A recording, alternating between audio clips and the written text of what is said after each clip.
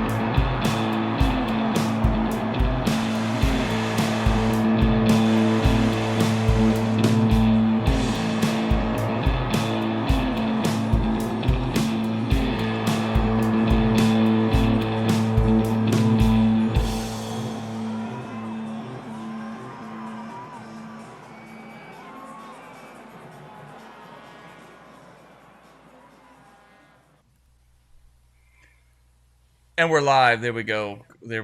We are live, everyone. Welcome tonight to the Afterburn Soccer Show, which is getting the link posted over on X, wherever you're joining us from. Excited to have you with us tonight. Keep tweaking the show as you see a little bit new layout, a new look, a little flash. But that's because partly we're in a good mood. And it's not preseason anymore because FC Dallas opened their 2026 campaign with a home victory. And those home victories, last season, we didn't have enough of them. So what a way to start the season. 2 goals from Petar Musa, a goal and assist from Logan Farrington. Not perfect. FC Dallas gave up 2 goals. We'll talk about that in a little bit, but quite a start to 2026. A lot to be excited about, a lot to look forward to, a lot to chew on as this team moves forward. Of course, I'm your host, Nathan. You can follow me at Afterburn Soccer. With me down below is our good buddy, Jose, at El Chico Carmona. What's up?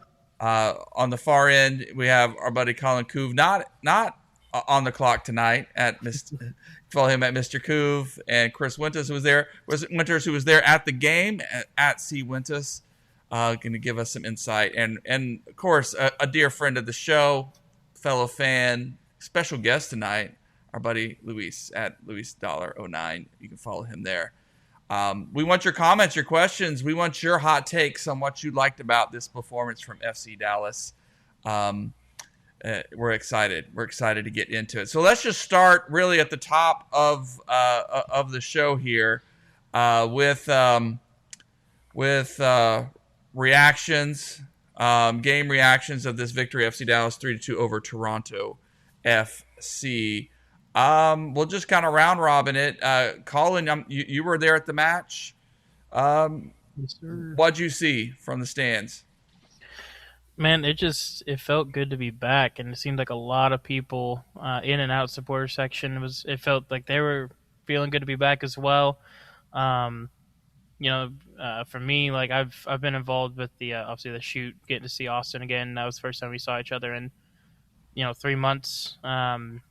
Getting to see a bunch of the guys at EM like Ben and Luke and all them that they support the show and listen and watch and everything. Get to see them in person again was really nice. Just you get to see that all around the stadium, walking around, like people just on the concourse just running into each other again, be like, "Hey man, what's up? I haven't seen you since these couple months ago."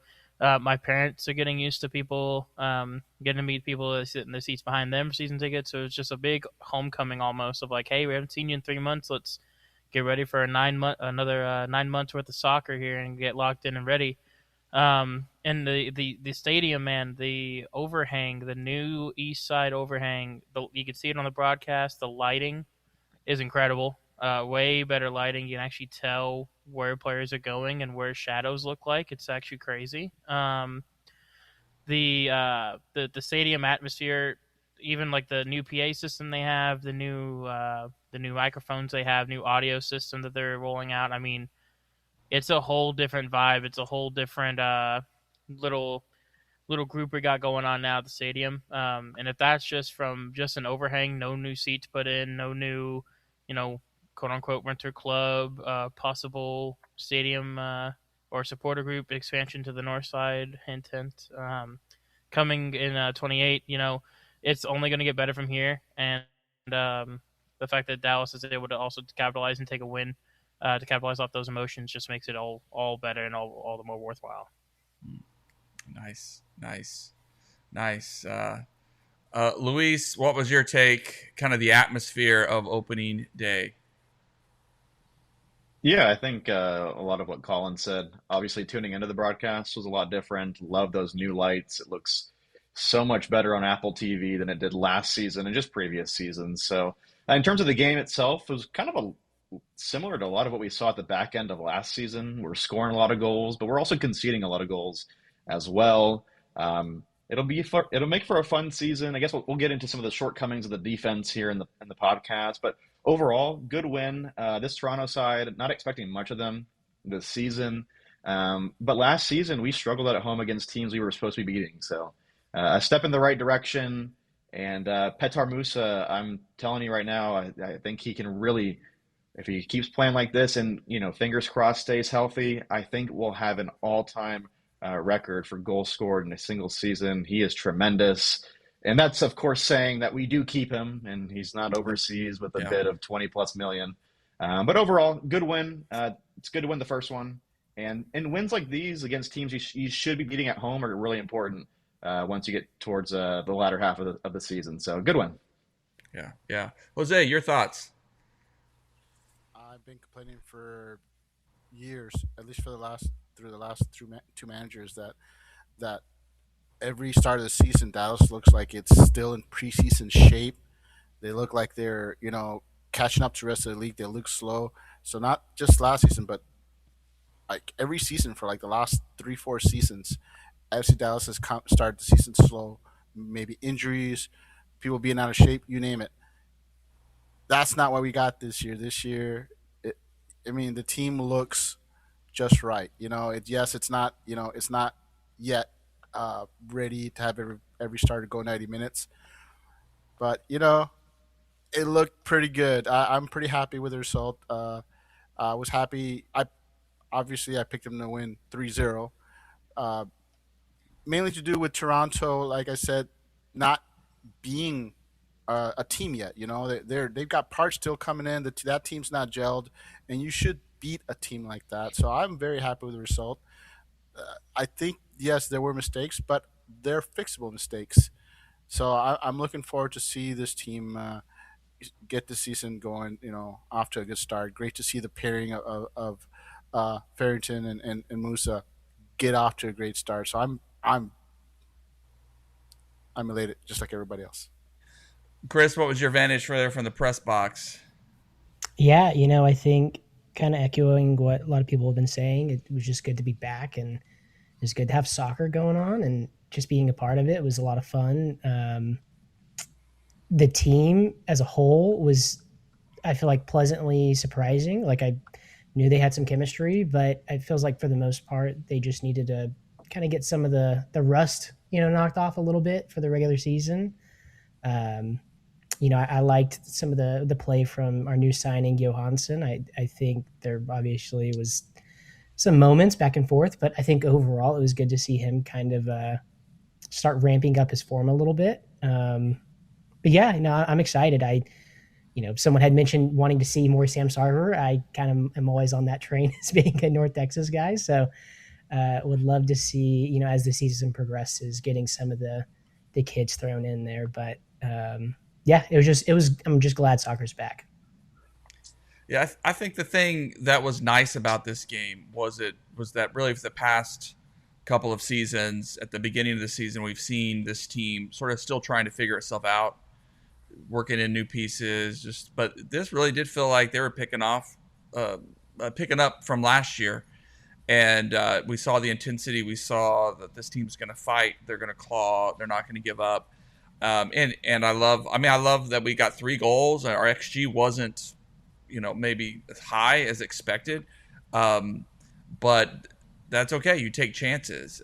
You take the chances that come, and I love to have our guys be kind of lethal. I mean, Colin, my thing is we know Musa's going to be good, but Logan only scored 5 goals last season, right? I mean, that's not really, you want more from your second striker. But if he gets a goal already in the opening game, I mean, he's going to beat that. He's going to have a really strong season. And that bodes well for whatever he and Musa can do together. So do you concur with Luis here that Musa's going to break some records, and could Logan get to that double digits like he wants? I mean, I 100% think he can. I mean, you look at what Logan Farrington brings to the table the second half of the season. We got to think, yes, he had 5 goals all of last season, but how many of those games did he really play? Because this is the team that started off in a 4-2-3-1 last season. This is the same team that rolled out, I think it was Logan on the wing one game, Bernie on the wing one game, and then someone else on the wing the other game. So it's one of those things where Logan was playing out of position just to get minutes last year up until the 2-striker formation. And even then, at first, it was Musa and Julio, not Musa and Farrington. So it's one of those things where, Farrington wasn't necessarily starting a lot of games last season. He wasn't starting, he wasn't really getting a lot of playing time like he did to the back quarter, I would say, or back third of the season last year. But I concur with Luis's analysis there where Musa, if he stays the whole season, he's a serious contender for the 20-plus goal mark, being up there for Golden Boot. He was last year. I think he was 5th in the Golden Boot race or 6th, really. And that's with him, 12 in the last 14 games or something like that last season. So the fact that this team, it's one of those that's going to score on the counter. We saw how effective it was. And MLS is one of those teams where the defense, you play possession really well, but you can get countered so easily, whether that's a tactical or level of play. You could make that argument every day of the week.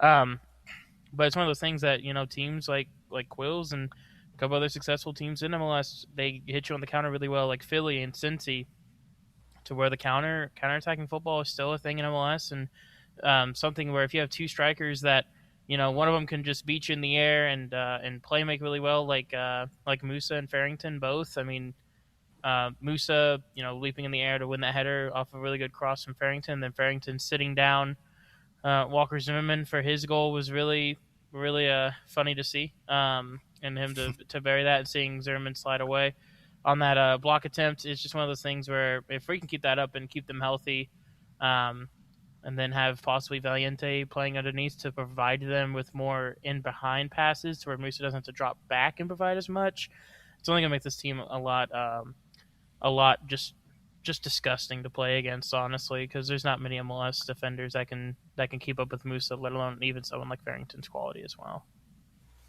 Appreciate all the comments, everybody. Love for Sarver from Pokey Jeff and everybody. Caesar there. Can Kalodi catch a cross? Which is kind of the next topic, because if there's a downside to this performance, and I think it's being harsh on Kalodi. I mean, I think both goals he had a lot of pressure put on him, and his teammates, especially the first goal, he was almost abandoned with just guys getting stretched out, the turnover, the leading to the fast break. It's just a tough one, but to give up 2 goals, not what you want to do at home. I mean, we were almost for a minute there looking at a 2-2 draw. Not the end of the world when you start a season, but we need these home points. We don't want to see what this team did last year, which was give up points at home. So defense really is those defensive miscues. We feeling nervous about that, Luis? We feeling nervous about the defensive performance to start this one off? Yeah, like I said in my opening statement, it really echoed a lot of what we saw at the end of last season. There's been a lot of talk in the community over the offseason of our lack of center back signings. I think, we saw that play out in this game. I thought Shaq Moore had a couple of very interesting defensive plays that I think won the first goal. He looked a little out of sorts there on that ball. But overall, I think one thing that's going to be really important for this team is, some of those midfield giveaways, especially on the first goal. I think Johansson, just a misplayed ball, and that leads to a transition where Shaq Moore's out of position and he's flailing around and the ball ends up in the back of your net. So defense is going to be an issue with this team. I think every FC Dallas fan would like 1 or 2 more defensive signings in the off season, but hopefully that gets addressed in the summer. I think this team's waiting for the summer to address obviously that open DP spot, as well as Hopefully another center back. But yeah, curious to get your guys' thoughts. I still think defensively it's a liability, but even with conceding 2 goals, I mean, Osase had a tremendous game again. He's like easily my favorite player at the moment, just the way that he plays and his bursting runs from center back into the attack has been fun to watch, of course, over the past season. But yeah, overall, a bit worried about the defense, and hopefully that gets addressed in the summer window. Jose, what's your response? Um, well, the back line. I mean, you it's a rough start right now, and you could say it's a preseason start. You know, it's they still got to gel. I would hope that they were further ahead. Urugide is being Urugide, but it's also getting used to Kamungo and Johansson who are going to be pushing forward. In all honesty, and so they're more offensive minded than defensive minded. I get that Johansson is considered a two-way player, but I mean that guy covered a ton of space out there for a guy who's not ready to go 90 minutes. But yes, there's concerns with the back line. I have faith that they'll figure it out. Um, there's players in the wings that can come in and step in like Nolan and I think they'll figure it out. We're gonna find out just Yeah, how pretty good quickly. how much danger this defense is in next week because the defense can't afford the mistakes that they did this week going into next week. I mean, Steve Davis on the FC Dallas agenda was talking about this having a run of home games to start the season, where if FC Dallas gets going well, can pad up a little bit their standings, but there's not any gimmies these next 3 games. I mean, Nashville, then away to LAFC, and we saw how good LAFC was against Inter Miami. Like, I don't know. That defense is they're going to need this tune up this weekend to see what they can do, and then welcome San Diego, and San Diego is picking up right where they left off last year. So yeah, this defense is going to get tested. Yeah, so Nashville, then LAFC in 2 weeks, and then San Diego 3. So yeah, baptism by fire. Yeah, I think there's going to be a lot to learn. I mean, if I was disappointed about the defense, though, I was hoping to see Nolan get a start. I just want to see him get an extended run. But maybe he's not there yet. I don't know. I don't see what the coaches see, behind closed doors. And it could also be that because it's the opening match, you wanted some veteran players out there to begin with. Um, so that could just be it. Just playing it safe. any other thoughts about the defense, Chris? You worried? I mean, yes and no. I mean, I think one thing that sometimes gets lost is like Shaq Moore spent the entirety of last season out as like a right back and then is now getting shifted over to play left center back. And that's just like 2 completely different styles of play. And so I don't know. I think it's going to be something that over time is going to eventually mold into a point where like I think he'll get more comfortable.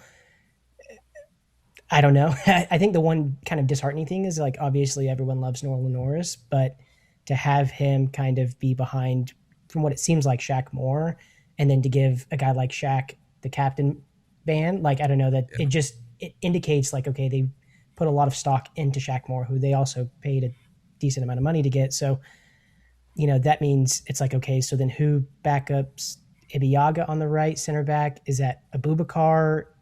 Maybe Alvaro? I don't know. I don't love the depth that we have. And so kind of like what Luis is saying, would love to see them go out and address just another center back just somewhere on the back line, because if we have one guy go down, I mean, it's going to be bad. Like, and as obviously no disrespect to the players, but man, it'll be rough. Colin, you want to add anything? You nervous about Nashville coming to town? I think it's definitely going to be a lot more of a test than Toronto. I mean, they only got better with adding Espinoza. They also added their young of course forget his name. I think he's from Panama or Costa Rica, one of the two. But he's a really good young player. They have really good midfield with Mukhtar and Tagseth, and their defense is a little bit Their defense is a little bit meh with Schwartz in goal. It's one of those where we can definitely take advantage on the attack, but yes, I think if anything, it'll be another shootout style game against like Toronto, where it's just going to be offensive firing.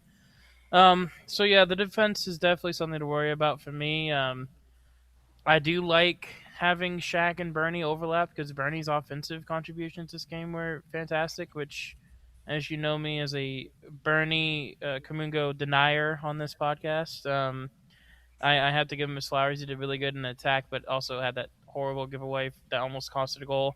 But seeing him and Shaq overlap each other on the wing there has been really nice to see. It's something Nolan can do. He did that last year at the left center back spot. So once we can get Nolan there, move Shaq back to the right, I think this defense is going to look better and a lot better in transition. Because we also have Ramiro, who is playing deeper, that can slide into like Jose mentioned last week. I'm going to give him his flowers there too. Romero dropping back into the center back role a little bit, playing deeper on that back line, to where he can play center back or play one of those wide center back roles. So the team is set up with the vision that Kroll has to be very successful in this league. And it's something that, yes, the defense is definitely rocky now, but I also saw a way better defensive positioning than last year as a defender myself and defender coach for a couple of years. Like, I see a lot better positioning on the defensive back line. I see players not getting dragged out of position. Like Johansson was told to stay wide. He stayed super wide, never came in. Ibiaga was quick with the ball, able to actually make good, consistent passing. Uriguete going forward, I mean, he did. Ramiro dropped back and center backs dropped in. I mean, the defensive rotations are a heck of a lot better than last year. So while we did make major mistakes leading to goals, such as Johansson turnover, Shaq Moore missed tackle on the first, and then the second goal, just a Colodi spill.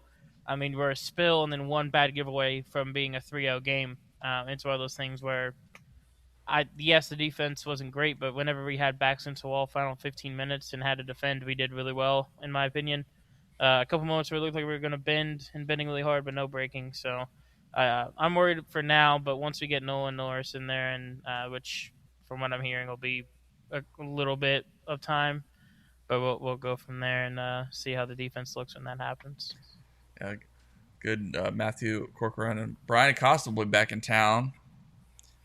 Go get him some Whataburger. All right. I just want to add to that I'm kind of sad that the bad pass by Kamungo really overshadowed what had been a very solid defensive game for him. I mean, he led the team in tackles, he led the team in interceptions, and but everyone's gonna remember that bad pass, rightfully so. But it also, for me, seeing Kamungo play the way he played, if he can just eliminate the occasional mistake, you see where Kamungo is going to be.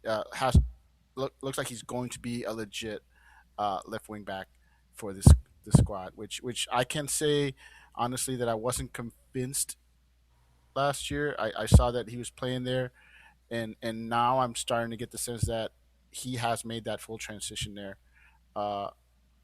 So yeah, I'm disappointed with the pass, but overall I thought he was solid on defense.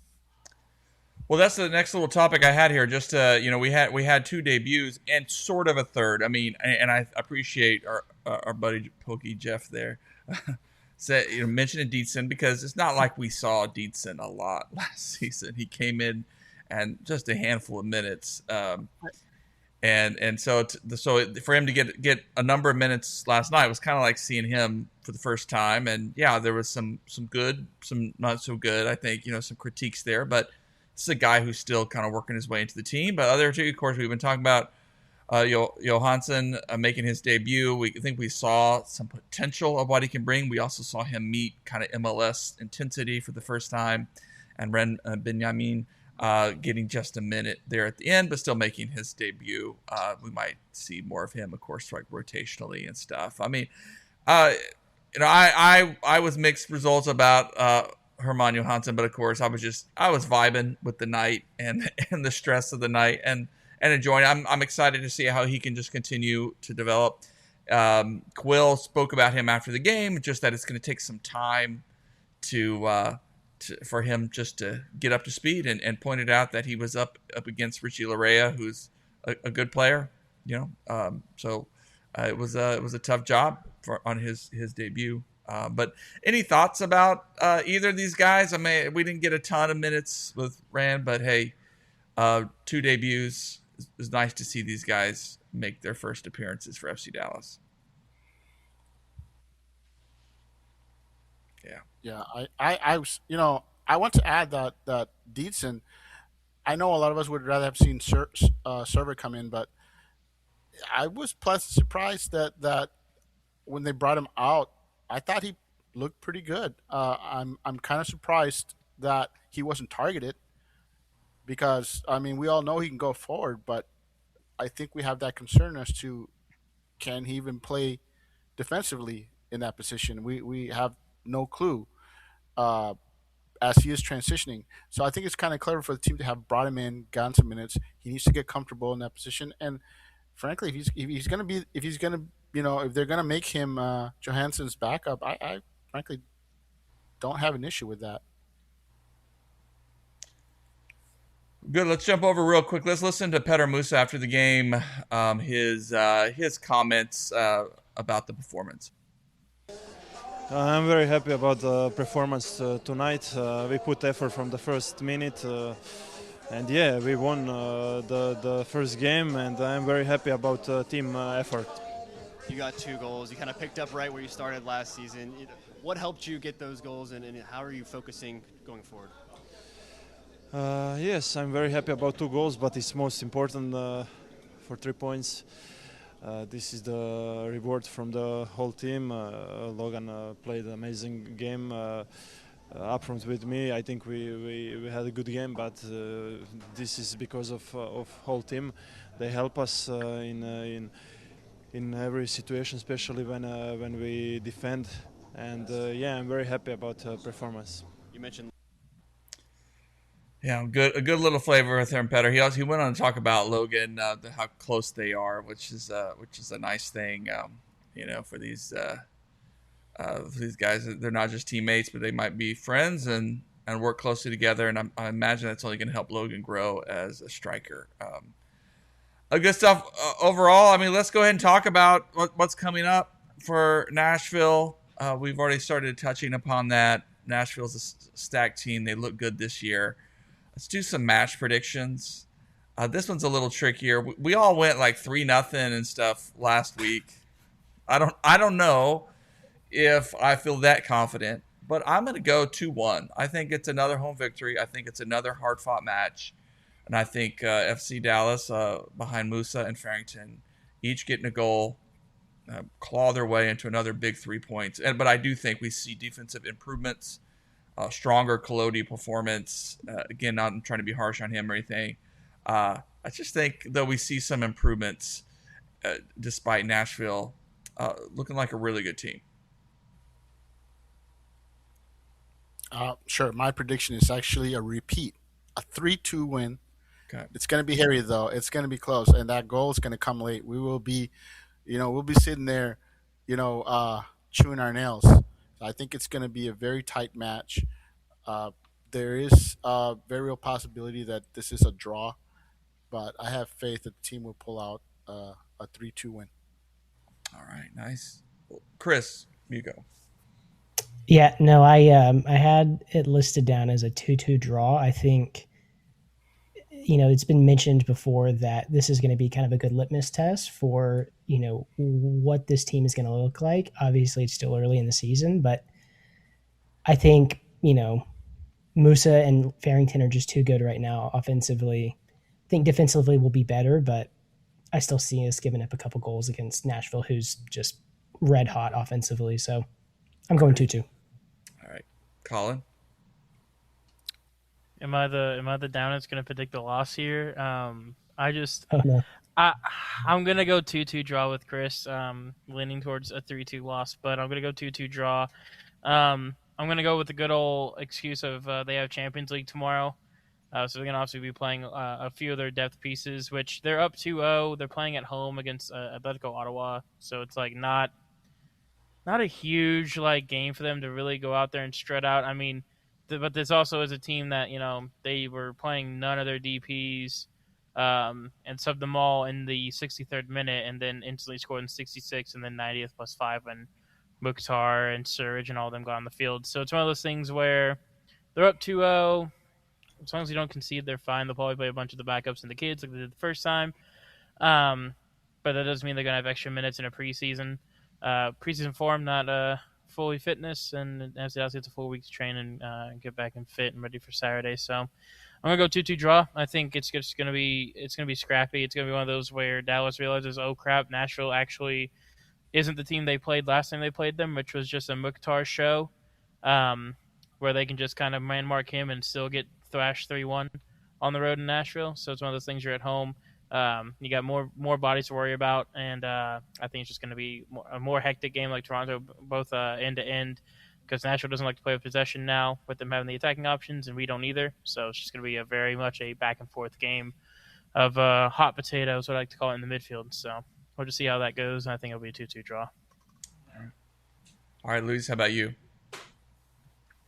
Yeah, not to copy what Chris and Colin said, but I think 2-2 is what I'm going to go for. I got to watch the majority of that Nashville Revs game. They were dominant, like Colin said, even without their big boys in until the last 30 minutes. They were really, really fun to watch. And yeah, this team's just leaking goals. Again, I don't want to be a Debbie Downer, but I think just not liking what I'm seeing so far with the defensive organization. It's only one game, of course, but of course we did have the back half of last season to draw back on as well. And then on the offensive side of things, you just can't keep Musa and Logan off the score sheet, I think, this season. I mean, they're a dynamic duo. At the very top of the league, you struggle to find two players that can just create offense like they can. So I think 2-2 would be a good result. Again, like Colin was saying, they're playing Champions League football in between. So might be a little bit of a let-off. So that's why I'm not really picking a loss here. But yeah, I think 2-2 is a fair result, just given how good this Nashville side is. I think they improved a lot from last season as well. So we'll be pleasantly surprised if we win, but I think a draw is probably more likely. All right, we got draws, we got a couple wins. I think it's fair. I think we could see disappointment. We just could. I mean, we could. I think we all need to cheer for Ottawa to give them a tough match tomorrow, because that will force them to play their starters much more than they want to. Mm-hmm. And let's face it, at the end of the day, this is their fourth game. And like the FC Dallas game will be their fourth game in just a 2-week stretch. I don't care how good of a team you are. Coming off a preseason, that's a tough ask. Well, as we close out the show, one last little thing. I mean, as you look around the rest of the league, results across the league, I mean, what is the worst overreaction right now in Major League Soccer? And I mean, I would say Messi's washed. Yeah, going hard on Inter Miami is gonna stink. You know, they got beat, but still, I don't think they're gonna struggle like that too much longer. Yeah. No, mine's not really an overreaction, but I was going to say mine's not an overreaction, but I watched that whole LAFC Inter Miami game. Just shout out to the atmosphere. I mean, 75,000 strong in LA. That was a really, really good showcase of our league. And to see Messi play in a stadium that big and not have, I mean, if you look at the crowd, it was like 95, 90-10 LAFC fans to Messi fans. So shout out to those guys over there, filling a stadium that much and having so little pink in the stands. It was really fun to see. Just for the growth of the league. I don't like LAFC, but just for the growth of the league, that was really fun to watch. I just want to correct what he said. He meant 95% Sun fans and 5% Messi fans. Yeah. Hey, and shout out to our boy Tafari, who we can only imagine what he and Osaze would be doing together. And I think Tafari probably needed a little. Week. Yeah, probably needed a little growing to do. He probably needed to leave Frisco a little bit. You know, the things that happen and mature, because he didn't start last year right away. You know, he had to work his way into it. But good for him. He fits that team too. Colin, your boy was playing really well, man. He looked really well on the big stage there. I shot him a text and said, "Thank you for owning Messi a second time," because we always leaking DMs here, but we always joke that none of the goals when Messi came here were his fault, and he locked him up every time he came near him. So I said you got to keep the streak going, and he just sent back a peace sign and said lockdown with a capital L and a capital D. That's awesome. That's great. That's great.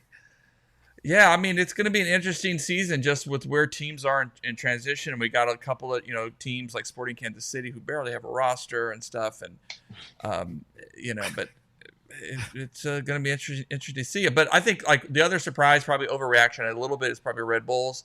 I mean, what they did to Orlando and playing some youngsters. I mean, and I think Michael Bradley's going to be all right. He's probably going to be a fine coach. But also 3 17-year-olds, right? Yeah. 3 17-year-olds started on the road in a win. It's pretty crazy. 2 17 and a 16-year-old. But does that say more about That's Red crazy. Bull or does that more about Orlando? A little bit of both. I think both. Yeah, I think they'll come back to earth a bit. I mean, that's what it's Red Bulls, but kudos. I mean, yeah, It took a lot of balls, and kudos to them. They took a gamble, and they reaped the rewards. I mean, if you're a fan of that team, you have to be excited. You can't help but be excited. Mm-hmm. Well, good. A nice tight show tonight. I mean, it's first weekend. There's a lot to see. A lot of data going to be coming our way and stuff. And of course, excited. I'm going to do an interview with Jaden Contreras tomorrow, so I'll be looking for that from North Texas as they are continuing to prepare for their incoming season. Getting to know some of the new faces there and returning faces. A lot to enjoy, a lot to look forward to, a lot to learn about this team. But guys, appreciate it coming on tonight, sharing your thoughts, your wisdom. Of course, folks, you can follow us at afterburn.soccer. Of course, follow us on X or Blue Sky or wherever it is that you do your social media stuff. And of course, we'll post the audio to this podcast a little bit later. And appreciate all the support. Until next time, guys. Good night. Good one. Bye, everyone. All right. Good. All right. Getting myself organized here.